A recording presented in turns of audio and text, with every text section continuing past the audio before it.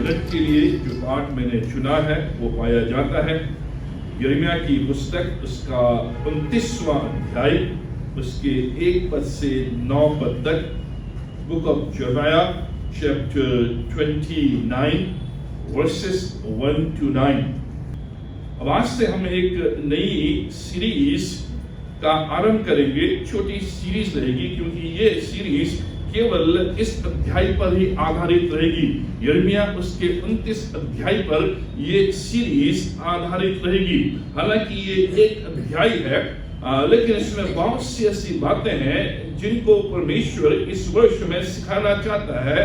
जिस थीम को हम लेकर चल रहे हैं कि परमेश्वर तेरे खोए वर्षों को लौटा ले आएगा, उनकी भरपाई करेगा, उसी से जुड़ा हुआ ये विषय है जो 29 अध्याय यिर्मयाह का है, उसी से जुड़ा हुआ है। इसलिए इस अध्याय के आधार पर उन कुछ बातों को देखेंगे कि कैसे परमेश्वर वास्तविक रूप में हमारे जीवन में उन खोए वर्षों को, उन खोए हुए दिनों को, उन खोए हुए सपनों को, उन खोए हुए आनंद और भरपाई को वापस फिर ले आता है।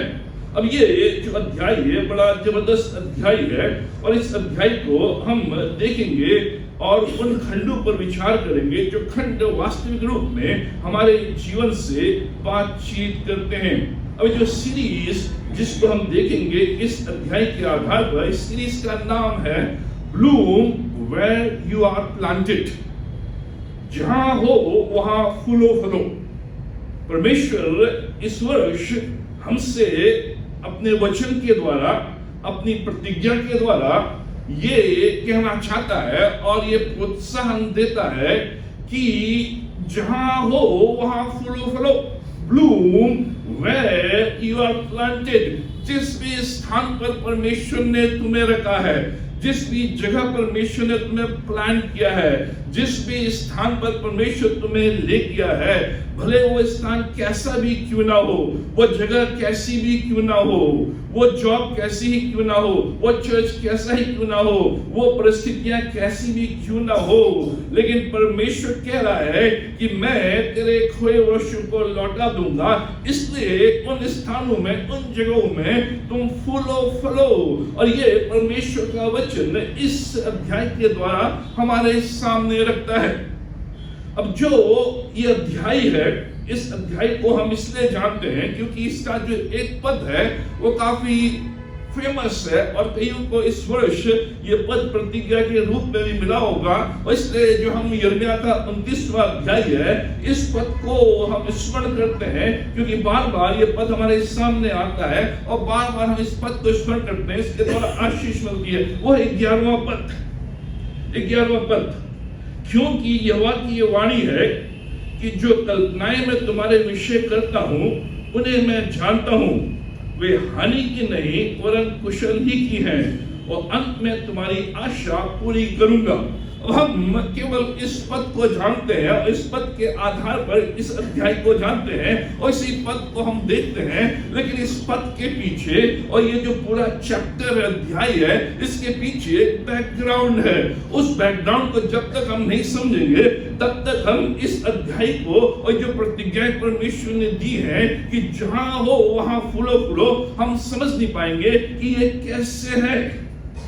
जब आप कठिन परिस्थिति में हैं, जब आप कठिन समय में हैं, जब आप कठिन स्थान में हैं और आप ये सोच भी रहे हैं, ये समझ भी रहे हैं, ये जान भी रहे हैं कि ये जो कठिन परिस्थिति जिसमें मैं आज हूं, ये शीघ्र खत्म होने वाली नहीं है, ये शीघ्र बदलने वाली नहीं है। जिस कठिन समय से मैं आज गुजर रहा हूं, ये शीघ्र खत्म होने वाली नहीं है, ये शीघ्र बदलने वाली नहीं है। जिस कठिन स्थान पर मैं आज स्थापित हूं, मैं समझ रहा हूं ये स्थान कठिन है, लेकिन ये भी समझ रहा हूं कि ये शीघ्र बदलने वाली नहीं है। जो भी परिस्थितियां मेरे आसपास हैं, जिनसे मैं घिरा हुआ हूं और मैं जानता हूं ये कठिन है, लेकिन ये भी मैं जानता हूं कि ये शीघ्र बदलने वाली नहीं है, ये शीघ्र सुधरने वाली नहीं है। और इस संबंध में कई उत्तर हमारे सामने हो सकती है, कई चीजें हम कर सकते हैं जिससे कि ये जो परिस्थिति है जो हमारे सामने दिख रही है शीघ्र बदलने वाली नहीं है, शीघ्र सुधरने वाली नहीं है, लेकिन हम कुछ ना कुछ करने का प्रयास करते हैं, कुछ ना कुछ उत्तर पाने का प्रयास करते हैं। लेकिन जो एक चीज है जो हमें जरूर करना है, ऐसी स्थिति में जब हम सोच रहे हैं, जब हम जान रहे हैं कि जो परिस्थिति है, जो स्थान है, जो जॉब है, जो समय है, शीघ्र बदलने वाला नहीं है, शीघ्र ये सुधरने वाला नहीं है। ऐसी स्थिति में एक चीज जो हमें करना है, जिस अध्याय के आधार पर हमारे सामने आता है, जिसे हमें जरूर करना है, वो ये है कि हमें वापस परमेश्वर के पास आना है और हमें उस परिस्थिति में परमेश्वर को ढूंढना है कि परमेश्वरी जो परिस्थिति है, परमेश्वर जो स्थिति है, परमेश्वरी जो समय है, इसमें तू कहां है। उस परमेश्वर को हमें ढूंढना है और हम यही करना भूल जाते हैं कि जब भी कोई परिस्थिति, कोई समय, कोई ऐसा स्थान जहां हम देख रहे हैं बदलने की आशा नहीं है, हम उसमें अपना दिमाग लगाते हैं। लेकिन परमेश्वर कह रहा है कि जब तुम देख रहे हो कि शीघ्र बदलने वाली नहीं है, इसका मतलब यह है कि तुम्हें वापस परमेश्वर के पास आकर देखना है कि परमेश्वर इस परिस्थिति में कहां है, परमेश्वर इस समय में कहां है, परमेश्वर इस स्थान में कहां है, जो मेरे बीच में, जो मेरे समय में आ रहा है, इसमें परमेश्वर का है। Where is God? Find out. यही हमें करना है और यही 29वां अध्याय हमें बताता है कि जब ये सारी चीजें हो रही हैं, उसमें ये देखना है कि परमेश्वर का है। और जब हम ये देखने की कोशिश करते हैं, फाइंड आउट करने की कोशिश करते हैं, ढूंढने की कोशिश करते हैं, तभी हम समझ पाते हैं कि परमेश्वर वास्तविक रूप में मेरे खोए वर्षों को लौटाएगा, परमेश्वर वास्तविक रूप में मेरी खोई हुई आशीष को लौटाएगा, परमेश्वर वास्तविक रूप में मेरे खोए हुए स्वास्थ्य को लौटाएगा। परमेश्वर ढूंढना, हम सब चीज ढूंढ रहे हैं लेकिन परमेश्वर को नहीं ढूंढ रहे हैं। और परमेश्वर ही इस बात को इस अध्याय में हमारे सामने रखता है। आज केवल बैकग्राउंड के रूप में आपके समक्ष रखूंगा, लेकिन बहुत सी बातें हैं जिनको हम आगे चलकर देखेंगे। अब जो पद 4 है, ये आज का विषय रहेगा। पद 4, उसमें लिखा है जो पत्र परमेश्वर ने यिर्मयाह के द्वारा उन लोगों को, जो लोग बंधुआई में चले गए थे और जो लोग यरूशलेम में बच गए थे, जिन लोगों को बंधुआई में, जिन लोगों को कैप्टिव बनाकर, बंदी बनाकर यरूशलेम से बेबीलोन, बाबुल, आज के मैप में इराक ले गए थे, उनको ये पत्र परमेश्वर के द्वारा यिर्मयाह के पास, और यिर्मयाह इनको भेजता है, जिसमें लिखा हुआ है, क्या लिखा हुआ है? पद 4, उसमें लिखा था जितने लोगों को मैंने यरूशलेम से, ये परमेश्वर कह रहा है, जितने लोगों को मैंने यरूशलेम से बंदी करके बेबीलोन में पहुंचवा दिया है, उन सबों से इस्राएल का परमेश्वर सेनाओं का यहोवा यूं कहता है। क्या कह रहा है परमेश्वर? परमेश्वर कह रहा है, जिसे हम देखेंगे, कि जितने लोगों को, करीबन 10,000 इस्राएली हैं, यहूदी हैं, जो बंदी बनाकर यरूशलेम से, जो उनका घर था, जो उनका जीवन था, जहां उनका मंदिर था, जहां उनके रिश्तेदार थे, जहां वो खुश थे, जहां उनके पुराने दिन थे, जहां वो बैठकर हांडी में मीट बनाकर खाते थे और पिकनिक जाते थे और बार तारीख की रात को वो गेट टुगेदर करते थे और टेस्टिमनी देते थे और चिकन खाते थे और मिलकर खेलते थे, वहां से उनको उठाकर बेबीलोन, इराक, आज इराक जाना नहीं चाहता कोई, इराक, वहां लेके क्या करा परमेश्वर? जिन लोगों को मैंने, परमेश्वर कह रहा है नबूकदनेस्सर नहीं ले गया, परमेश्वर कह रहा है बेबीलोन के लोग नहीं ले गए, जिन लोगों को, इन 10,000 लोगों को जो परमेश्वर के लोग हैं, परमेश्वर को मानते हैं, यरूशलेम में रह रहे हैं, अच्छे रूप में रह रहे हैं, उनको मैंने बंदी बनाकर यरूशलेम से बेबीलोन को पहुंचा दिया है। परमेश्वर ने इनको बेबीलोन में रखा है, यह इसकी पिक्चर। परमेश्वर ने इनको बेबीलोन में रखा है, परमेश्वर इनको बेबीलोन ले गया, परमेश्वर इनको यरूशलेम से बेबीलोन ले गया। 10वें पद में यहोवा यूं कहता है, बेबीलोन के 70 वर्ष पूरे होने पर मैं तुम्हारी सुधि लूंगा। परमेश्वर कह रहा है ना, मैं केवल मैं तुम्हें ले गया हूं, मैं तुम्हें 70 वर्ष रखूंगा, 70 years। परमेश्वर फिर 20वें पद में, इसलिए है सारी बंदियों जिन्हें मैंने यरूशलेम से बेबीलोन को भेजा है, मेरे वचन को। ये सब कौन कर रहा है? परमेश्वर कर रहा है। और ये हुआ ऐसा है कि जो यरूशलेम में जो ये लोग थे, जो प्रभु के लोग थे, परमेश्वर ऐसा करता है कि नबूकदनेस्सर जो बेबीलोन का राजा है, जो इराक का राजा है, सद्दाम हुसैन जो इराक का राजा है, नबूकदनेस्सर जो इराक का राजा है, जो बेबीलोन का राजा है, 597 बीसी में, 597 बीसी में ये आकर यरूशलेम में चढ़ाई करते हैं, यरूशलेम में चढ़ाई करते हैं। और जो नबूकदनेस्सर है और जो बेबीलोन के जो लोग हैं आकर इस यरूशलेम में 10,000 यहूदी परमेश्वर के लोगों को बंदी बनाकर वो बाबुल में ले जाते हैं। न केवल बंदी बनाकर लोगों को ले जाते हैं, लेकिन जो सुलेमान के द्वारा जो मंदिर बनाया गया था, जो पुराने नियम देखते हैं कि परमेश्वर ने सुलेमान को आज्ञा दी कि तू मंदिर बना, और एक भव्य मंदिर परमेश्वर ने सुलेमान के द्वारा बनाया, जिसमें अरबों का सोना था, जिसमें अरबों की चांदी थी, जिसमें अरबों के बहुमूल्य पदार्थ थे। उन सबको नबूकदनेस्सर मंदिर में से लूट कर, मंदिर में से निकाल कर वो ले गया। 586 बीसी में फिर दोबारा आया। अब ये जो बीसी है, बिफोर क्राइस्ट, आजकल बोलते हैं बिफोर कॉमन ईरा, क्योंकि यीशु को नहीं मानते लोग, तो कहते हैं क्राइस्ट नहीं, कॉमन ईरा। बिफोर क्राइस्ट, यीशु मसीह के जन्म से पहले जो बीसी है वो घटता हमेशा। जैसे 597 होगा तो जो उसके बाद में नीचे आएगा, उसके बाद नीचे आएगा, और जो एडी है यीशु मसीह के बाद वो बढ़ता है। जैसे 2024 था, अब 2025 हुआ। जो बीसी है वो घटता है, क्योंकि वो यीशु मसीह के जन्म से पहले है। तो पहले वो 597 में आया, यरूशलेम पे चढ़ाई की, मंदिर को लूट गया।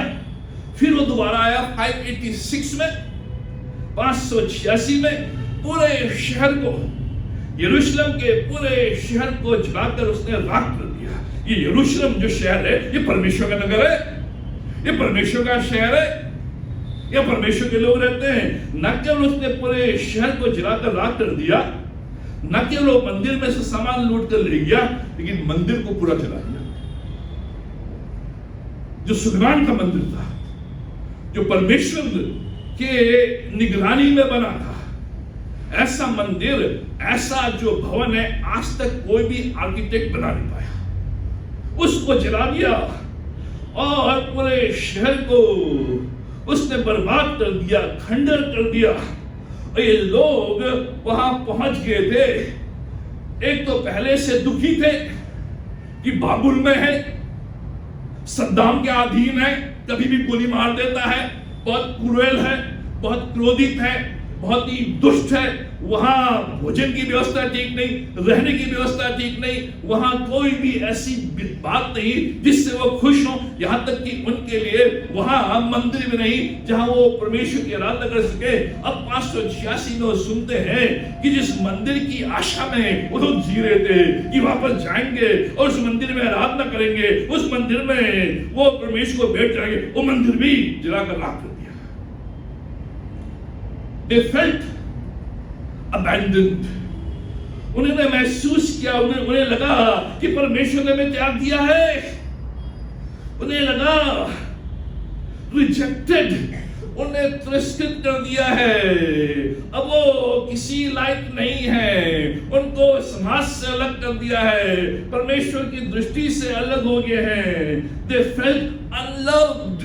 उनको ऐसा लगा कि अब कोई प्रेम करने वाला नहीं है, कोई प्यार करने वाला नहीं है। जो हमारे प्रेमी थे, जो हमारे प्रिय थे, वो तो यरूशलेम में वो जलकर राख हो गए हैं। और जहां आज हम हैं, हम यहाँ बंदी के रूप में हैं। हमारे हाथों में भी सांकल है और पैरों में भी सांकल है। हमें बैल गायों की तरह हाका जाता है। परमेश्वर भी अब प्यार नहीं करता है। अनलव्ड, डिस्करेज्ड, निरुत्साह, अपने सिर को झुकाए हुए हैं, आंख नीचे हैं, उनके चेहरे में उदासी है, मन की खुशी चले गई, मन की शांति चले गई। जो हांडी जिसमें बनाते थे वो हांडी भी चला गया। खाने की इच्छा नहीं, सोने की इच्छा नहीं, बात करने की इच्छा नहीं। They felt forgotten. ऐसा लगा कि परमेश्वर भूल गया है, अब परमेश्वर ने इस पर नहीं करेगा।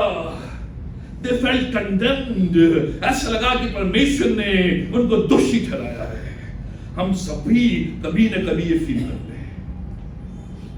हम सभी कभी न कभी फील करते हैं जब देखते हैं कि मेरे जो वर्ष हैं वो छीन लिए गए हैं, मेरे जो अच्छे दिन थे वो मुझसे ले लिए गए हैं, जो मेरी अच्छी चीज थी वो मुझसे ले ली गई है, मेरे लंबे लंबे अच्छे बाल थे वो बाल चले गए हैं, गंजा हो गया हूं। We felt. और परमेश्वर उसके ऊपर कह रहा है 70 वर्ष, 70 years। उस देश में जहां लोग अच्छे नहीं हैं, जहां मंदिर नहीं है, अपना कुछ नहीं है, बेघर हो गए हैं। ध्यान सुने, सेल्फ इन्फ्लिक्टेड पेन, ऐसा दर्द जो मैं स्वयं अपने जीवन में लाता हूं। एक होता है दर्द, एक होता है दुख, एक होता है परेशानी जो दूसरों के द्वारा आती है। उसको आप हैंडल कर सकते हैं, उसका मुकाबला कर सकते हैं, उससे लड़ सकते हैं, उसके ऊपर हावी हो सकते हैं। लेकिन जो सबसे खराब और गंदा जो पेन है, जो दर्द है, जो दुख है, जो मैं स्वयं अपने जीवन में लाता हूं, बहुत से लोग नस्तार्थ करते हैं। यह सेल्फ इन्फ्लिक्टेड पेन, अपने आप अपने द्वारा ये दर्द मैं अपने जीवन में लेकर आ रहा हूं। मेरी उससे अपनी गर्लफ्रेंड से लड़ाई हुई। हमारे चर्च में आते थे एक परिवार, अब यहां से कोटा चले गए, जवान बेटा बहुत बढ़िया, रात को मुंबई में उसकी गर्लफ्रेंड थी, उससे बात कर रहा था। उसने कहा कि नहीं, अब मैं तेरे साथ ज्यादा नहीं रहूंगी। उसी रात उसने अपने कमरे में सुसाइड कर दिया। जो आज हम सुन रहे हैं, अनिल और राधना जिसके यहाँ गए हैं बेंगलुरु में, कहा कई बार लड़ाई झगड़े होते हैं पति पत्नी के बीच में, ये बर्तन फेंका और वो मिक्सी और ये बाद में हमारे, ये वास्तविकता है, यह सेल्फ इन्फ्लिक्टेड पेन। वैसे ही पैसों की कमी और भाड़े बढ़ रहा था, दर्द, पुअर चॉइसेस, जो हमारे जो चुनाव, जो निर्णय, जो गलत, मैं आज पछताता हूं, कई बार मैं लेके आया। ये होता है, और ये परमेश्वर बता रहा है कि जो सब कुछ हुआ है, परमेश्वर बताना चाह रहा है कि ये जो दर्द है, ये जो बंधुआई है, ये जो पेन है, जो बेघर हुए हैं, जो दुर्दशा हुई है, जो मंदिर टूट गया है, जो सामान लूट लिया गया है, ये सेल्फ इन्फ्लिक्टेड पेन है। ये खुद इस्राएली लोग अपने जीवन में लेकर आए। कैसे लेकर आए? दे इग्नोर्ड हिज वर्ड। परमेश्वर के वचन को बार बार उन्होंने इग्नोर किया। परमेश्वर भविष्यवक्ताओं को भेज रहा है, राजाओं को भेज रहा है और नबियों को भेज रहा है। परमेश्वर स्वयं बातचीत कर रहा है, अपने वचन को दे रहा है, लेकिन वो हमेशा परमेश्वर के वचन को इग्नोर करते रहे, नजरअंदाज। परमेश्वर का वचन हर संडे यहाँ से दिया जाता है, परमेश्वर का वचन हमारे पास पहुंचता है, लेकिन बार बार हम परमेश्वर के वचन को नजरअंदाज करते हैं। क्या किया इनने? Forgot his promises। परमेश्वर ने जो प्रतिज्ञा के साथ बांधी थी, उन प्रतिज्ञाओं को भूल गए, उन प्रतिज्ञाओं को स्मरण नहीं, उन प्रतिज्ञाओं के विरोध में। परमेश्वर ने हमारे साथ प्रतिज्ञाएं बांधी हैं, हर साल में प्रतिज्ञा देता है, लेकिन हम भूल जाते हैं। Self inflicted pain. क्या करने लगे? Worship idols. वो सच्चे परमेश्वर को त्याग कर मूर्तियों की पूजा करने लगे, मूर्तियों की पूजा करने लगे, बाल देवताओं की पूजा करने लगे। आज हम मूर्ति पूजा नहीं करते हैं, लेकिन जब संडे के दिन आराधना में नहीं आकर कोई दूसरा काम करते हैं, मूर्ति पूजा है, मूर्ति पूजा है। हम लोग वास्तविक रूप में किसी मूर्ति को हम उसकी पूजा नहीं करते हैं, लेकिन जो रविवार का दिन है, जो पवित्र दिन है, जो परमेश्वर का दिन है, परमेश्वर की आराधना करने का दिन है, उस दिन मैं परमेश्वर के भवन में आकर आराधना नहीं करके कोई अन्य कार्य कर रहा हूं, मूर्ति पूजा कर रहा हूं। सेल्फ इन्फ्लिक्टेड पेन लेकर आएंगे। ये वास्तविकता है, कड़वे है, लेकिन वास्तविकता है। ये हुआ इनके साथ और ये हमारे साथ होता है, ये हमारे साथ। जो उनकी पवित्र बुढ़ाहट थी उसको वो हल्के में लेने लगे। होली कॉलिंग, टेकिंग लाइटली, परमेश्वर की पवित्र बुलाहट। जितने भी हम प्रभु में हैं, हमने नया जन्म पाया है, हमने नई दृष्टि पाई है, परमेश्वर में हमें एक नई बुलाहट मिली है, और जो बुलाहट है वो होली है, वो पवित्र है, उसको लाइटली लेने लगे। हम लेते हैं परमेश्वर की बुलाहट को हमने लाइटली में ले लिया है, परमेश्वर की चीजों को हमने हल्के में ले लिया है, परमेश्वर के भवन को हमने हल्के में ले लिया है। परमेश्वर की जो बुलाहट मेरे जीवन में है कि तू मेरे लिए है, मेरी गवाही के लिए है, उसको मैंने हल्के में ले लिया है। Self inflicted pen.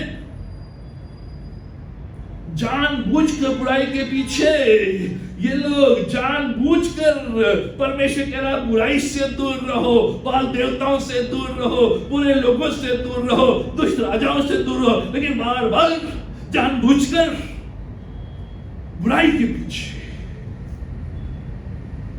ऐसा दिखाना कि परमेश्वर कुछ नहीं कर सकता। ये सबसे बड़ी भूल थी।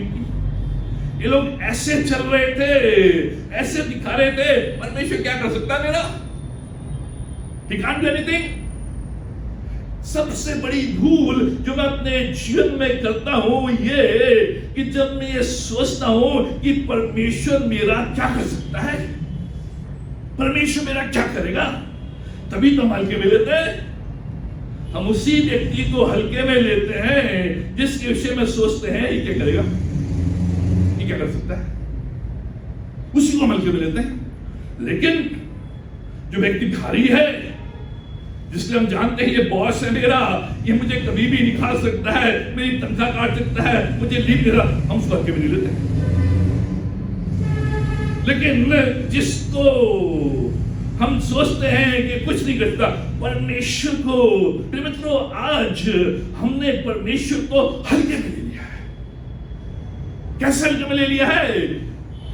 हम जाने अनजाने में ये दिखाते हैं, इज एन ओल्ड मैन, बूढ़ा हो गया हो तो दिखता भी नहीं है, लंगड़ा लूड़ा हो गया, क्या करेगा वो?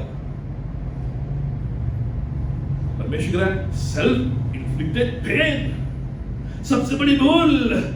समय आया, परमेश्वर का इनफ इज इनफ, बहुत समय दे दिया मैंने, enough is enough, your time ends, my time begins. बहुत हो गया, और तुमने मुझे हल्के में ले लिया है, तो आप मुझे हल्के में ले लिया है। नबूकदनेस्सर को खड़ा कर दिया उसने। परमेश्वर ने नबूकदनेस्सर जो एक अन्य जाति राजा है उसको खड़ा कर दिया। क्यों खड़ा कर दिया?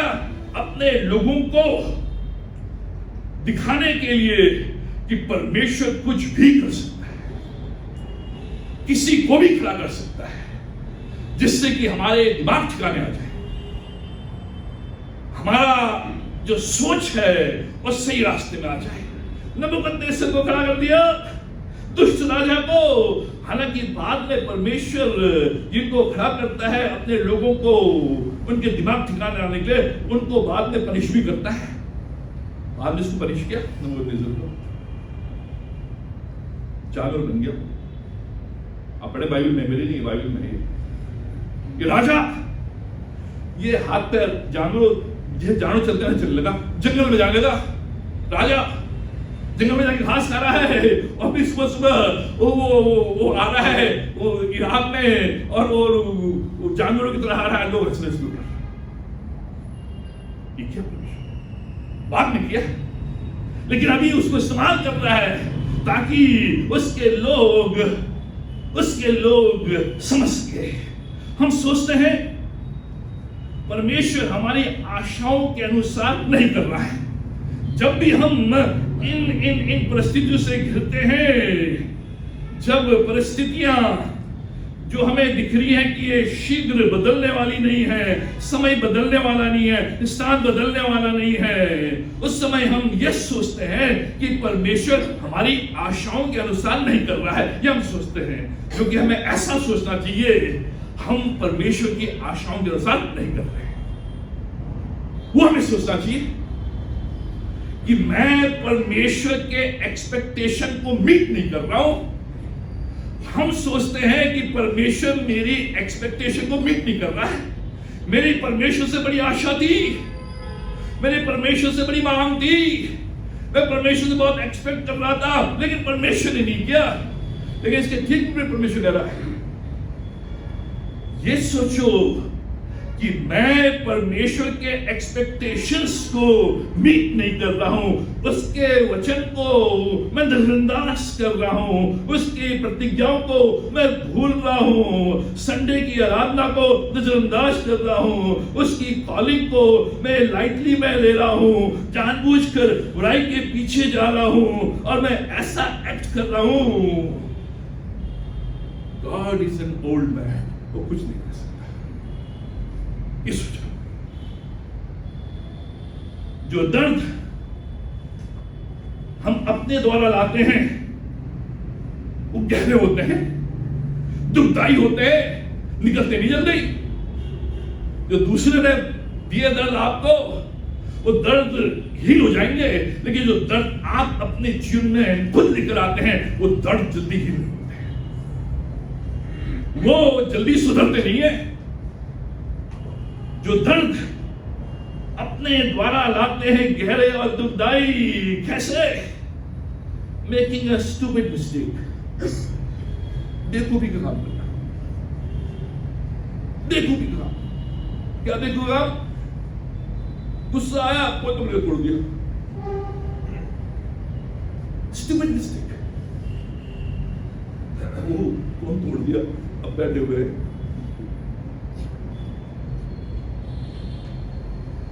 हुआ है मेरे साथ।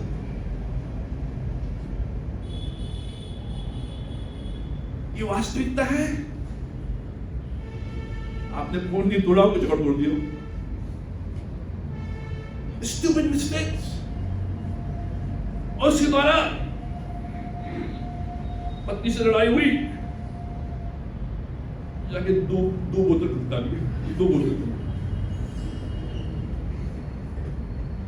और आए, टक्कर मार दी अस्पताल में।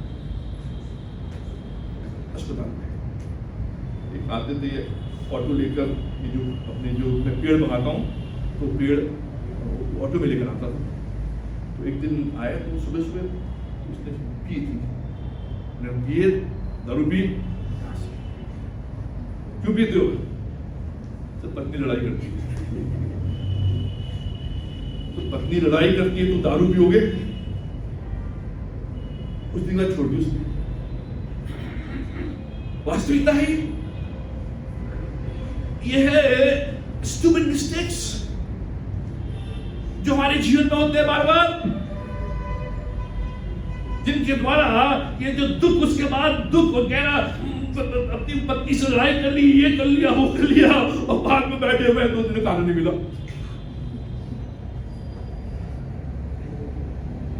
स्टूपिड मिस्टेक कैसे लाते हैं गहरे दुख, वो कहना जो नहीं कहना चाहिए। हम कई बार वो कह देते हैं जो कहना नहीं चाहिए, बाद में हम पछताते हैं कि मैंने ऐसा क्यों बोल दिया, मुझे ऐसा नहीं कहना था। और फिर हम रोते रहते हैं, उदास रहते हैं, चिंता में रहते हैं, मुझे ऐसा नहीं कहना था। अपने प्रियो को चोट पहुंचाना, जो आपका सबसे प्रिय है उसी को चोट। ये जो डिवोर्स है, जो तलाक है, ये तो है अपने प्रिय को मैंने चोट पहुंचाई, जिसके साथ मैंने रहने का परमेश्वर के समक्ष प्रतिज्ञा की थी,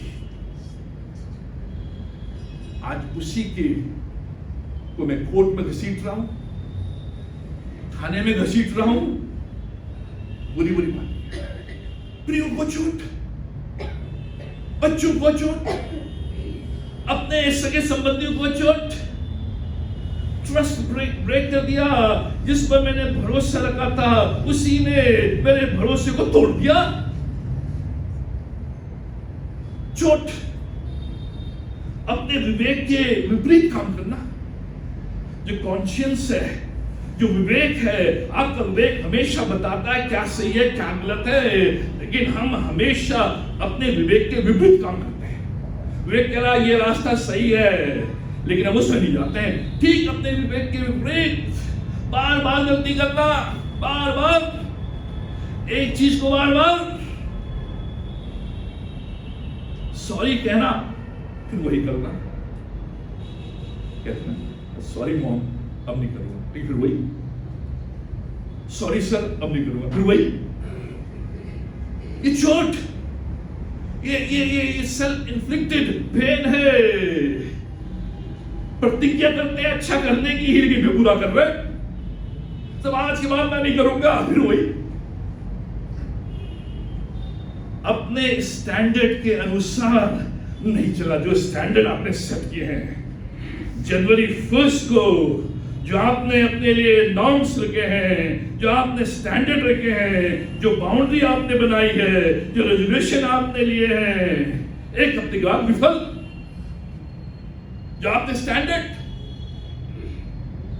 उसके विरोध जो हम पर निर्भर हैं, उनको हम निराश करते हैं। यही परमेश्वर इनसे कह रहा है। इस बैकग्राउंड के आधार पर ही हम 29वां अध्याय देखते हैं। ये सब चीजें इस 29वें अध्याय के बैकग्राउंड में है। सेल्फ इन्फ्लिक्टेड पेन, ये जो इस्राएली हैं, ये स्वयं इन चीजों को लेकर आए। हालांकि परमेश्वर ने अलाउ किया इनको वहां ले जाना, परमेश्वर ले गया, लेकिन ये अपने आप लेकर आए। परमेश्वर ने कहा इनफ इज इनफ। जो मुख्य बात इस बैकग्राउंड के आधार पर इस चैप्टर से उभर कर आती है, वो ये परमेश्वर जिम्मेदारी ले रहा है। क्या जिम्मेदारी ले रहा है? कि मैं इनको बेबीलोन ले गया। परमेश्वर जिम्मेदारी ले रहा है कि मैं इनको बेबीलोन ले गया हूं, मैंने इनको बेबीलोन पहुंचाया है, मैंने इनको 70 साल वहां रखा है, मैंने इनको नबूकदनेस्सर के हाथ में कर दिया है। मैं ही हूं जो इनको वहां ले गया हूं। ये परमेश्वर कह रहा है। जबरदस्त, ये जिम्मेदारी परमेश्वर ले रहा है। इसलिए चौथे पद में यही लिखा हुआ है, मैंने भेजा है। चौथे पद में लिखा है, जितने लोगों को मैंने यरूशलेम से बंदी करके बेबीलोन में पहुंचा दिया है, मैं जिम्मेदारी ले रहा हूं, मैंने पहुंचाया है, मैं ले गया हूं। I carried them into exile, मैंने भेजा है यरूशलेम से बेबीलोन। परमेश्वर ये जिम्मेदारी ले रहा है। परमेश्वर मैंने किया है ये। हालांकि इनके द्वारा ही ये सब पेन आया, इनके द्वारा ही मेरा दिल हर्ट हुआ, लेकिन मैंने ही किया है। नबूकदनेस्सर में कोई ताकत नहीं थी, बाबुल के लोगों में कोई ताकत नहीं थी, बेबीलोन में कोई ऐसी शक्ति नहीं थी मेरे लोगों को छू सके, मेरे भवन को छू सके, मेरे भवन के वस्तु को छू सके। ताकत नहीं थी, लेकिन मैंने ही किया, मैंने ही किया ताकि इनके दिमाग ठिकाने आ जाए, ताकि उन खोए वर्षों की उपज को फिर से प्राप्त कर सके। आई कैरिड देम इनटू एक्साइल। परमेश्वर क्या कह रहा है? क्यों भेजे गए हैं ये यरूशलेम से बाबुल? पाप, सेल्फ इन्फ्लिक्टेड पेन, पाप के द्वारा। कौन ले गया इनको बेबीलोन? बाबुल के लोग ले गए, नबूकदनेस्सर ले गए। किसने भेजा? परमेश्वर ने भेजा। यह वास्तविकता। क्यों भेजेंगे? क्योंकि उनके पाप, उनका सेल्फ इन्फ्लिक्टेड पेन जो खुद अपने ऊपर कंडमनेशन को लेकर आए, इसलिए भेजेंगे। कौन इनको ले गया वहां? नबूकदनेस्सर और वहां के लोग। लेकिन किसने भेजा? परमेश्वर ने। परमेश्वर का मैंने भेजा। इन परिस्थितियों के बीच किसको मुझे ढूंढना है? परमेश्वर को ढूंढना है। और ये सिखा रहा है इन लोगों को। तुम सोच रहे हो कि नबूकदनेस्सर ले गया, तुम सोच रहे हो कि नबूकदनेस्सर ले गया, नहीं। इन परिस्थितियों के बीच तुम ढूंढो कि परमेश्वर कहां है। और परमेश्वर बता रहा है इन सारी परिस्थितियों में मैं हूं, मैं बीच में हूं, मुझे ढूंढो, ये मेरे द्वारा हुआ है। नबूकदनेस्सर ने सोचा कि वो कर रहा है, वो ले जा रहा है, वो जीत रहा है, लेकिन अनजाने में वो परमेश्वर की इच्छा को पूरा कर रहा है। नबूकदनेस्सर सोच रहा है कि मैंने किया, मैंने दहाड़ मारी, मैंने देश को नाश किया, मैंने सिटी को नाश किया, मैंने लोगों को नाश किया, लेकिन अनजाने में वो परमेश्वर की इच्छा को पूरी कर रहा है, परमेश्वर के कार्य को पूरा। यह गहरी सच्चाई। जब भी ये विकट परिस्थितियां जो आप सोच रहे हैं कि शीघ्र बदलने वाली नहीं है, उसमें परमेश्वर को ढूंढे, क्योंकि परमेश्वर कर रहा है। क्यों कर रहा परमेश्वर? जो 11वां पद है, हानि के लिए, कुशल के लिए। इसलिए वो कह रहा है 70 वर्ष के बाद। इसलिए परमेश्वर कह रहा है अब तुम्हें वहां भेजा है, आगे हम देखेंगे, तुम वहां ब्लूम करो, घर बनाओ। मैंने भेज तो दिया है तुम्हें, वहां भेज तो दिया है, लेकिन अब मैं तुम्हें वहां ऐसा बनाओगे, तुम्हारा अपना घर होगा, तुम्हारी अपनी रात की बारी होगी। जो लिखा है वहां 5 वक्त में, घर बनाकर उसमें बस जाओ, बारी लगाकर उसके फल खाओ। वहां तुम पीड़ित बनकर नहीं, बंदी बनकर नहीं, मैं तुम्हें ले गया हूं। इन 70 वर्षों में वहां भी मैं तुम्हारे साथ हूं, मैं तुम्हारी रक्षा करूंगा। और जो भी ये 70 वर्ष की जो हानि है, तुम इन वर्षों में दुगनी, तिगनी, चौगनी यही प्राप्त करोगे। वहीं बसो, वहीं रहो। Bloom wherever you are, bloom where God has situated you, bloom where God has planted you। परमेश्वर का वचन।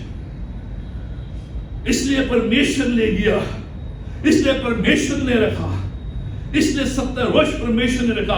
क्यों रखा? क्यों ले गया? ब्लूम करे, फूलो फूलो। अपने देश में तो तुम फूलो फूलोगे, लेकिन दुश्मन के देश में, विरोधियों के देश में, यह परमेश्वर कार्य है। आपको आपके दुश्मनों के बीच में ब्लूम करेगा। विरोधी स्थानों में ही हम कई बार कहते हैं सर ये जॉब, जो ये जो कंपनी जहां काम सही नहीं है, अच्छा नहीं हो रहा, परमेश्वर वही करेगा, वही करेगा। क्या वहां दुश्मन के देश में, विरोधियों के देश में, सद्दाम हुसैन के देश में, सद्दाम को मैं हटा दूंगा ऐसे, और हटा दिया। वहां लोग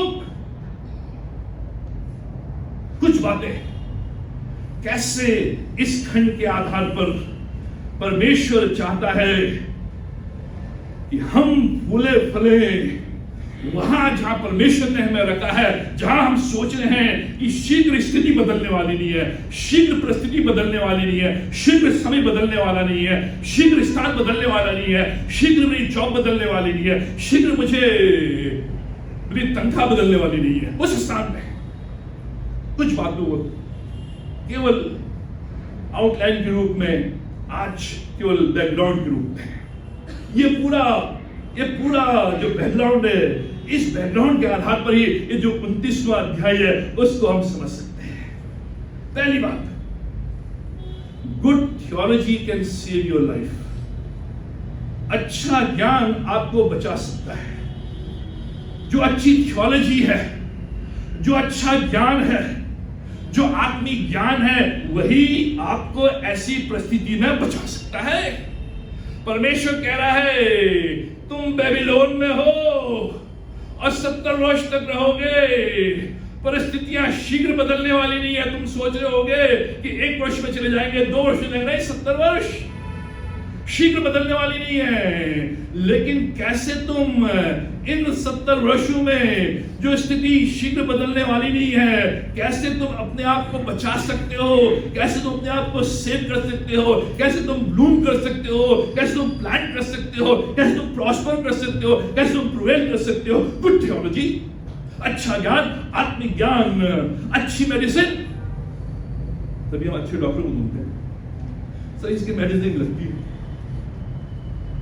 और मुझे जो है जो भी मेडिसिन है डॉक्टर खुराना की लगती है, और नहीं से डॉक्टर खुराना दे देते हैं। अच्छी मेडिसिन, परमेश्वर कह रहा है गुड थियोलॉजी, आत्मिक ज्ञान। क्या है आत्मिक ज्ञान? जब तुम ऐसे परिस्थिति में हो जहां शीघ्र समय और सारणी और प्लान्स और टाइम टेबल और स्थान बदलने वाला नहीं है, ऐसा तुम सोच रहे हो, उस समय अपने आप को रिमाइंड करो। कैसे रिमाइंड करो? अच्छे ज्ञान से, अच्छी शिक्षा से, आत्मिक ज्ञान से, उस सत्य को, जिस सत्य को तुम जानते हो, वो सत्य जिसके विषय में तुम सोचते, वो सत्य जिसके बारे में तुमने सुना है, उस सत्य को स्मरण करो, उस आत्मिक ज्ञान को स्मरण करो। वही तुम्हें बदल सकता है। क्या है ये आत्मिक ज्ञान? God is good. जाओ उसमें, परमेश्वर को ढूंढो। परमेश्वर भला है। उस परिस्थिति में जो तुम्हें बचा सकता है वो ये विचार, ये सच्चाई, ये सत्य कि परमेश्वर भला है और परमेश्वर हमेशा भला करेगा, परमेश्वर भला रहेगा। ये बात अपने मन में, अपने मस्तिष्क में, यह है गुड थियोलॉजी, यह है अच्छा ज्ञान, यह है अच्छी औषधि। परमेश्वर भला है। अगर परमेश्वर भला है तो मेरे साथ बुरा नहीं हो सकता। समय लगेगा, शीघ्र नहीं होगा, लेकिन परमेश्वर करेगा। क्या है good theology? God is faithful. परमेश्वर विश्वास योग्य है। जिस परमेश्वर ने मेरे साथ प्रतिज्ञा मानी है वो परमेश्वर बदल नहीं सकता। मैं भले उसके प्रति विश्वास योग्य न रहूं, लेकिन वो विश्वास योग्य बना रहेगा। कई बार हम देखते हैं कि हम विश्वास योग्य नहीं है। परमेश्वर कह रहा है भले तुम विश्वास के बने रहो न रहो, मैं विश्वास करूंगा। ये अच्छी थियोलॉजी, ये अच्छी औषधि, यह गुड मेडिसिन, यह आत्मिक ज्ञान। भले मैं यरूशलेम में परमेश्वर के प्रति विश्वास के नहीं रहा, उसके बातों को मैंने नहीं सुना, उसके भवन में नहीं आया, लेकिन परमेश्वर कह रहा है मैं विश्वास योग्य बना रहूंगा। उस समय जब ये परिस्थिति अपने आप को स्मरण दिलाना है, रिमाइंड करना है कि गॉड इज फेथफुल, परमेश्वर विश्वास योग्य है। क्या है अच्छा ज्ञान? God knows what is best. यह अच्छा ज्ञान, मैं नहीं जानता परमेश्वर कि क्या है और क्या होगा, लेकिन तू जानता है क्या भला है, क्या उत्तम है। परमेश्वर जानता है उत्तम क्या है। प्रभु मैंने मांगा था, मैंने प्रार्थना की थी और हो भी रहा था, लेकिन उसी समय ही कोई बिगाड़ आ गया। अब उस समय मुझे क्या रिमाइंड कराना है अपने आप को? God you know what is best. परमेश्वर तू जानता है क्या भला है, क्या उत्तम है। यह अच्छी मेडिसिन, क्विक टू फॉरगिव। क्या रिमाइंड दिलाना है कि जो मेरा परमेश्वर है वो शीघ्र माफ करने वाला परमेश्वर है। जो मेरा परमेश्वर है, मुझसे गलती हुई, भवन में नहीं गया, मुझसे गलती हुई, मैंने बाइबल नहीं पढ़ी, मुझसे गलती हुई, मैं गलत राह में चला गया, मुझसे गलती हुई, परमेश्वर की नहीं सुनी, मुझसे गलती हुई, मैं अनजाने में कई चीजें कर गया, लेकिन मैं ये जानता हूं कि मेरा परमेश्वर मुझे तुरंत माफ करेगा। हम नहीं करते। हम नहीं करते, लेकिन परमेश्वर, यह गुड थियोलॉजी होगी गलती, लेकिन परमेश्वर कहता है विलंब से क्रोध करने वाला, मतलब he delays his anger। हम लोग तुरंत क्रोधित, लेकिन वो विलंब, यह है गुड थियोलॉजी, यह है गुड औषधि कि हाँ प्रभु हो गया है, लेकिन मैं जानता हूं जैसे मैं घुटने में आता हूं, तेरे सामने पश्चाताप करता हूं, माफी मांगता हूं, well my son go, I have forgiven you.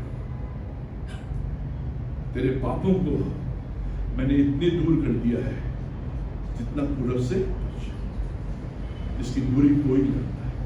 Quick to forgive, यह परमेश्वर है, यह है गुड थियोलॉजी, यह है गुड थियोलॉजी, यह गुड थियोलॉजी नहीं। हम लोग इसी में लड़ते रहते हैं, इसका बपतिस्मा कैसा हुआ, इसी में लड़ते रहते हैं, उनको मायने नहीं रखता, मायने रखता है कि मेरा परमेश्वर मुझे तुरंत माफ करता है, तुरंत माफ करता है। एक चीज जो मैंने सीखी है और परमेश्वर ने कही है कि लोगों के जो भी उनसे गलतियां होती हैं, जो भी उनसे हो जाता है,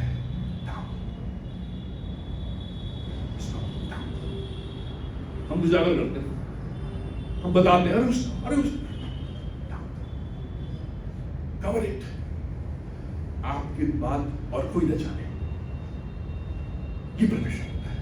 परमेश्वर ना केवल फॉरगिव करता है कि मैं भूल जाता हूं, किसी को बताता भी नहीं ना, ये जो है चल रहा है कुछ, भले चल नहीं रहा हो, ये गुड थियोलॉजी। क्या है good theology? God will never leave मी। ये है अपने आप को स्मरण दिलाना है, इन समुद्र वर्षों में बिना परमेश्वर में जानता हूं तू मुझे नहीं छोड़ेगा। हालांकि मैं नबूकदनेस्सर के अधीन हूं, मैं इस बॉस के अधीन, इस कंपनी के अधीन, इस स्कूल के अधीन और इन लोगों के अधीन, लेकिन मैं जानता हूं you are with me, you will never leave me. यह है गुड औषधि, यह है अच्छी दवाई। क्या है आत्मिक ज्ञान? He is working out his plans for you. वो आपके लिए योजनाएं बना रहा है, वो आपके लिए योजनाएं बना रहा है। 11वां पद, क्योंकि ये वाक्य वाणी है कि जो कल्पनाएं मैं तुम्हारे विषय करता हूं, जो ड्रीम्स मैं तुम्हारे लिए सोचता हूं, जो प्लान्स मैं तुम्हारे लिए सोचता हूं, उन्हें मैं जानता हूं। आई नो कि वे हानि की नहीं, कुशल की है। अंत में ये दिलाना है कि परमेश्वर इस डिले में, इस देरी में, मैं जानता हूं कि तुम पर्दे के पीछे बराबर मेरे लिए स्वप्न देख रहा है, मेरे लिए कल्पनाएं कर रहा है। और परमेश्वर की कल्पनाएं अनर्थ नहीं होती है। हमारी जो इमेजिनेशन होती है, हम इमेजिन करते हैं, हम कल्पनाएं करते हैं, हम ड्रीम देखते हैं। मैं तो चंद्रमा में चला गया, लेकिन जो परमेश्वर देखता है, जो परमेश्वर ड्रीम करता है आपके लिए, जो परमेश्वर आपके लिए योजना बनाता है, जो परमेश्वर आपके लिए कल्पनाएं सोचता है, वो अनंत नहीं है, अंत में पूरी होंगी। ये अपने आप को रिमाइंड कराना है गुड थियोलॉजी। इसको हमें देखना है। क्या है गुड थियोलॉजी? आत्मिक ज्ञान। Jesus is alive today. मेरा यीशु आज जीवित है। हालांकि ये सारी चीजें हैं, लेकिन जो मेरे साथ है वो मरा हुआ नहीं है, वो जीवित है। उसकी उपस्थिति मेरे साथ है, उसकी शक्ति मेरे साथ है, उसकी जो पावर है मेरे साथ है, उसका जो हाथ है मेरे ऊपर है। और जहां जहां मैं जाता हूं यीशु मेरे साथ जाता है। इसलिए प्रभु कह रहा है, मैं ही तुम्हें बेबीलोन में ले गया, मैं ही तुम्हें ले गया। और इसमें रखो कि जो परमेश्वर यरूशलेम में तुम्हारे साथ था, वो परमेश्वर बेबीलोन में भी तुम्हारे साथ है। Is alive. अगर वो डेड होता तो नहीं, इज अलाइव। क्या है good theology? He will return someday. वापस आएगा। इसको बराबर रिमाइंड करना है। दूसरी बात, केवल आउटलाइन के रूप में इसको हम देखेंगे नेक्स्ट संडे। दूसरी बात, कैसे ब्लूम, कैसे फूलो फलो उस विपरीत परिस्थिति में। You are where you are because God wanted you there. जहां हो वहां परमेश्वर ने रखा है। You are where you are because God wanted you there. आप जहां भी हैं वहां परमेश्वर ने आपको रखा है। यह सच्चाई, यह परमेश्वर इसके द्वारा दिखाना चाह रहा है। जहां भी तुम हो, यरूशलेम में तुम हो, वहां मैंने तुम्हें रखा है। बेबीलोन में तुम हो, वहां मैंने तुम्हें रखा है। इराक में तुम हो, वहां मैंने तुम्हें रखा है। चंडीगढ़ में तुम हो, वहां मैंने तुम्हें रखा है। कुवैत में तुम हो, वहां मैंने तुम्हें रखा है। कनाडा में तुम हो, वहां मैंने तुम्हें रखा हो। जहां हो वहां परमेश्वर ने रखा है। इसलिए 14 पद में जितने लोगों को मैंने यरूशलेम से बंदी करके बेबीलोन में पहुंचा दिया है। I was with you in Jerusalem, मैं तुम्हारे साथ यरूशलेम में था। I sent you into exile, मैंने तुम्हें बंधुआई में भेजा है। I am with you now, मैं अब तुम्हारे साथ जहां भी ये कठिन परिस्थिति में हूं मैं, परमेश्वर ने रखा। विपरीत परिस्थिति में हूं मैं, वहां परमेश्वर ने रखा है। और जब परमेश्वर ने रखा है तो कह रहा है मैं तुम्हारे साथ हूं। इस बात को इसमें ये 29वें अध्याय में से आता है। और परमेश्वर कह रहा है मैं तुम्हें ले गया हूं। मित्रों, हमारे जीवन में कोई भी कार्य बिना परमेश्वर की अनुमति नहीं होता है। या तो वो करता है या वो अलाउ करता है, उसके अलावा तीसरा कोई रास्ता नहीं है। या तो परमेश्वर करेगा, जैसे यहां भी लिखा आई कैरीड यू, मैं तुम्हें ले गया हूं, परमेश्वर, या फिर परमेश्वर अलाउ करता है, होने देता है। कैलिफोर्निया में आग लगने देता है, लगने देता है। हमारे जीवन में बीमारियां आने देता है। लेकिन परमेश्वर कह रहा है अगर मैंने तुम्हें वहां रखा है तो मैं तुम्हारे साथ हूं। I am there with you. इस बाद में और देखेंगे। तीसरी बात, God does not forget his children even when they sin. अपने बच्चों को परमेश्वर उस समय भी नहीं भूलता है जब वो पाप करते हैं। यह अच्छी है। इन्होंने पाप किया, सेल्फ इन्फ्लिक्टेड पेन। जिन्होंने बार बार परमेश्वर के विरोध में, परमेश्वर के अगेंस्ट रहकर ने कहा कि बार बार परमेश्वर अपने बच्चों को उस समय भी नहीं बोलता है जब उनसे गलतियां होती हैं, जब उनसे पाप हो जाते हैं, जब उनसे बुराई काम हो जाते हैं, उस समय भी नहीं बोलता है। परमेश्वर कह रहा है बेबीलोन में एक जजमेंट है, एक न्याय है तुम्हारे ऊपर, लेकिन मैं तुम्हें भूला नहीं हूं। तुमने गलत किया है लेकिन फिर भी मैं तुम्हारे साथ हूं। मैं तुम्हें नहीं भूलूंगा, मैं तुम्हें नहीं छोड़ूंगा, तुम्हारे साथ हूं। यह परमेश्वर, यह परमेश्वर। इसलिए हम जीवित हैं कि तो हम एक सेकंड जीवित नहीं रह सकते। हर मिनट हम पाप करते हैं, हर मिनट, हर मिनट। ये सच्चाई है। इसको इससे लेना है कि परमेश्वर अगर मुझसे गलती भी हो गई है, मेरे द्वारा पाप भी हो गए हैं, बुराई भी हो गई है, तब भी परमेश्वर मुझे भूलेगा नहीं। इसीलिए परमेश्वर कहा वो भला है, भला। हम भले नहीं है, हम अच्छे हो सकते हैं, भले नहीं हो सकते, क्योंकि हम अच्छों के साथ अच्छे हैं, बुरों के साथ बुरे हैं। इससे बात इसलिए नहीं करता हूं कि ये मुझसे बात नहीं करती। मैं इससे बात इसलिए करता हूं कि मुझसे बात करती है। परमेश्वर कहता है ये मुझसे प्रार्थना नहीं करता, तभी मैं इससे बात करता हूं, तभी मैं इसको रोटी देता हूं, पानी देता हूं। इसलिए भला है वो, इसलिए भला है। He never forgets। परमेश्वर कह रहा है कैसे ब्लूम करोगे, ऐसे ब्लूम करोगे कि तुम अपने पापों में मत रहो, अपने अपराधों में मत रहो।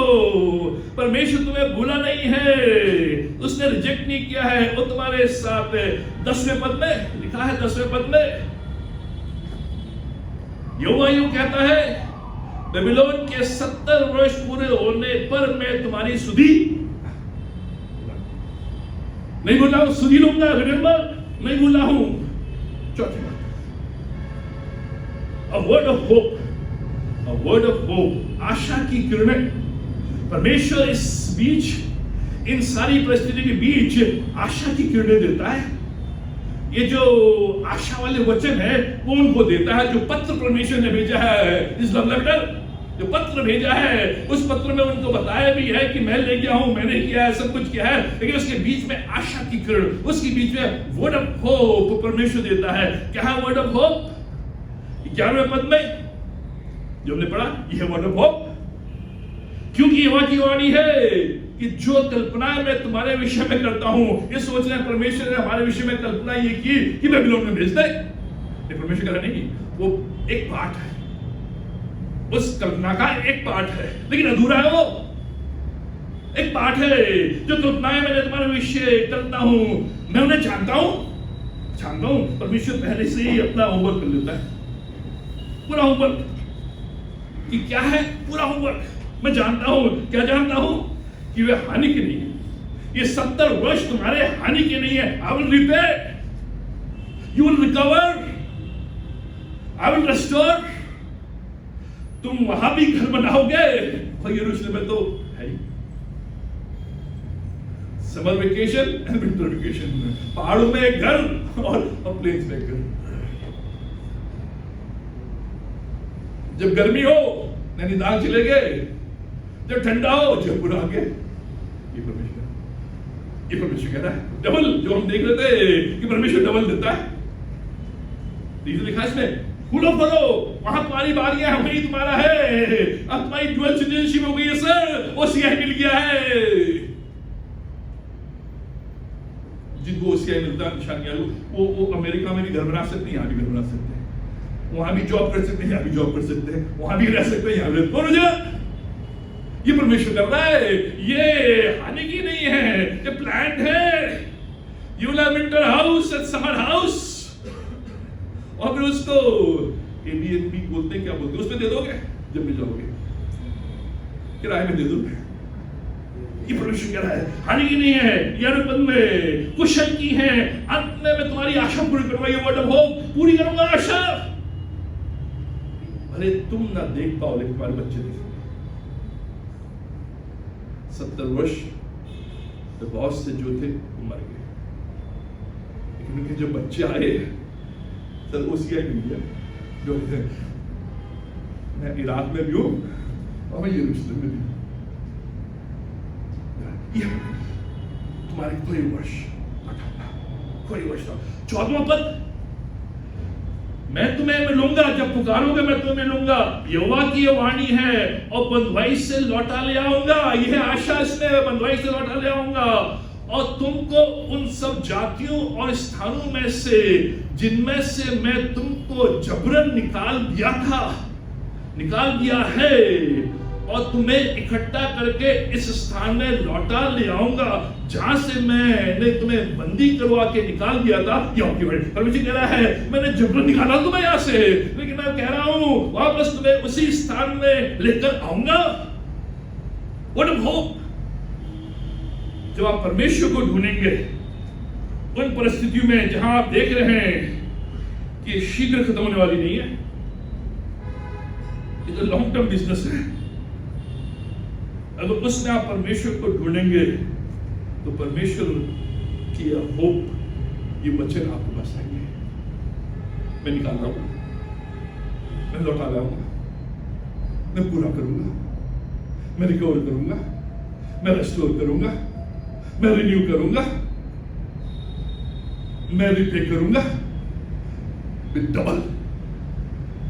Double Iraq and Nainital and Jaipur, ये करूंगा। ये परमेश्वर कह रहा। 5वीं और अंतिम, ये केवल संक्षिप्त में, it is better to be in the will of God in Babylon than to be out of the will of God in Jerusalem. लंबा सेंटेंस है ये। परमेश्वर की इच्छा में बेबीलोन में रहना बिना परमेश्वर की इच्छा के यरूशलेम में रहने से भला है। क्या मतलब है यहाँ पे? ये है, अगर परमेश्वर की इच्छा है और तुम परमेश्वर की इच्छा में हो और परमेश्वर तुम्हारे साथ है तो बेबीलोन में रहना भला है। अगर परमेश्वर तुम्हारे साथ बेबीलोन में है और परमेश्वर की इच्छा ये है कि तुम बेबीलोन में रहो और परमेश्वर ने तुम्हें बेबीलोन में रखा है और वो परमेश्वर की इच्छा है, तो वो भला है। उससे भला है कि तुम यरूशलेम में अपने लोगों के साथ, अपने मित्रों के साथ, अपनी जमीन जगह में, अपने यार दोस्तों के साथ रहो। वो जल भला है। जहां भी आपको परमेश्वर ने रखा है वो परमेश्वर की इच्छा में है। भले वो कठिन है, भले वो विपरीत है, भले उसकी भरपाई शीघ्र नहीं होने वाली है, लेकिन वो भला है क्योंकि वो परमेश्वर की इच्छा है। परमेश्वर ने रखा है। आई हैव कैरीड यू, मैं तुम्हें ले गया हूं, मैं तुम्हें ले गया हूं, 70 वर्ष तक रहोगे, ये मेरी इच्छा है। इसलिए जब मैं ये जान जाता हूं कि हाँ ये कठिन है और जब परमेश्वर को ढूंढता हूं मैं जान जाता हूं कि परमेश्वर की इच्छा है, ये परमेश्वर ने किया है। इसलिए मैं क्या करता हूं? घर बनाने लगता हूं। लिखा है घर बनाओ, बोलो बोलो। हमने बहुत कोशिश की यहां से निकलने की, बहुत कोशिश। जान दे बाहर फिर आएगा, मकान भी देख लिया, यहाँ नहीं। बच्ची बोलते थे, पिंकी बोलती थी, परमेश्वर इस बच्चे को सिखाया। हालांकि बेबीलोन है लेकिन मेरी इच्छा है, इसलिए घर बना, ये बाग बना, हरियाली कर, फूलो फल, हरियाली कर, अच्छा कर, पेंट कर, कमरे बना, पानी ला, बिजली कर, एसी लगा। कठिन है, परमेश्वर की इच्छा है, वो अच्छा है। ये परमेश्वर कह रहा है, you are where you are because of God. इसलिए वहां ब्लूम करो, जहां भी आज है आप वहां आप ब्लूम करें, फूले फूले। परमेश्वर ने रखा है जहां भी, और परमेश्वर कह रहा है इस वर्ष में मैं कैसे तेरे खोए वर्षों को, तेरी हानि को भरपाई करूंगा। मैं उस स्थान पर जहां तू है वहां मैं हूं और वहां तू फूले फले, तू मेहनत कर, परिश्रम कर और ये समझ कि परमेश्वर की इच्छा ये है और यहां मैं यत्न करूं, परिश्रम करूं और कुशल की मांग करूं, जिससे कि जो उसकी महान योजना है वो मेरे जीवन में पूरी हो सके। वो कल्पनाएं, क्योंकि मैं तुझे वापस लौटा लिया आऊंगा, और जब वापस लौटा लिया आऊंगा जहां तू था वहां की भी आशीष, और जहां तू आ गया है वहां की भी आशीष। यह भरपाई, bloom where God has kept you. फूलो फूलो जहां परमेश्वर ने आपको रखा है। आइए प्रार्थना करें।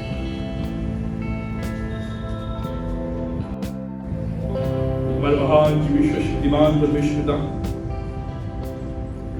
हम धन्यवाद देते हैं तमाम आशीष, रक्षा के लिए, भलाई के लिए, करुणा के लिए, दया के लिए धन्यवाद देते पिता परमेश्वर कि तूने हमें एक अच्छे स्थान में रखा है। और कई चीजें हमारे सामने हैं जिनको हम चाह रहे हैं कि वो हो, लेकिन टाइम लग रहा है, शीघ्र नहीं हो रहा है। परमेश्वर ऐसे में मैं तुझे उस स्थान में, उस समय में, उस परिस्थिति में ढूंढना चाहता हूं कि तू कहां है, जिससे कि मुझे आत्मिक ज्ञान मिल सके, गुड थियोलॉजी मिल सके, अच्छी औषधि मिल सके, और उस आत्मिक ज्ञान को मैं स्मरण कर सकूं और ये मालूम कर सकूं कि जहां परमेश्वर ने मुझे रखा है उसने अपने हाथों से रखा है, और वो परमेश्वर भला है, वो परमेश्वर विश्वास योग्य है, वो परमेश्वर गुलाम से क्रोध करने वाला है, वो परमेश्वर हमें शीघ्र माफ करने वाला है, वो परमेश्वर जानता है मेरे लिए उत्तम क्या है। पिता परमेश्वर प्रार्थना करते हैं आज जितने भी लोग यहाँ आए हैं, जो भी असमंजसता के मन मस्तिष्क में बेचैनी, बेचारगी, जो भी बोझ, जो भी बीमारी, पिता परमेश्वर आज तेरी वेदी में लाकर रखते हैं, क्योंकि तू कह रहा है मैं इसके बीच में हूं और मैं इसकी भरपाई करूंगा, मैं इसकी चंगाई करूंगा, मैं इस हानि की पूर्ति करूंगा, डबल पूर्ति। परमेश्वर जब यहां से जाते हैं इस अच्छी गुड थियोलॉजी के साथ, अच्छे ज्ञान के साथ, आत्मिक ज्ञान के साथ, अच्छी औषधि के साथ, जिससे कि मैं घर बनाऊं, प्लांट करूं, वाटर करूं और फूलों, क्योंकि तेरी योजना हमारे लिए हानि की, खुशी की और अंत में परमेश्वर यहां से विदा होते हैं। आशीष ये सब कुछ अपने उद्धारकर्ता प्रभु यीशु मसीह नाम में मांगते हैं। प्रभु यीशु मसीह का अनुग्रह, पिता परमेश्वर का प्रेम और पिता आत्मा की संगति हम सबों के साथ आज और हमेशा तक बनी रहे।